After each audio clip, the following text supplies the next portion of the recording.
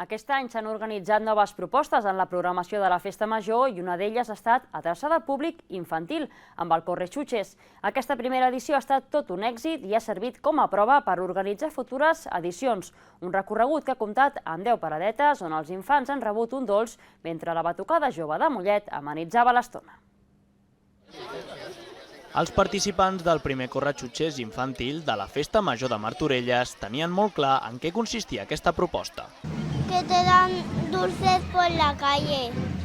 Tenemos que ir pasando por paradetas y nos dan chuches, caramelos, chocolate, bocata de chocolate. Davant d'això, només quedava sumar-se a aquest recorregut pel municipi. Nos han dado, por ejemplo, un corazón, una chuche de esos con caramelo que van con envoltorio y también les han dado unas galletas.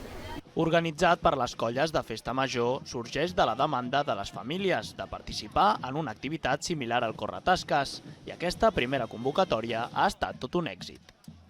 La veritat que ha tingut una molt bona acollida, vam haver de tancar inscripcions i tot i així la gent volia continuar inscrivint-se, però de moment volíem fer aquesta prova també, tenim 100 nens i nenes participant de l'activitat i molt bé.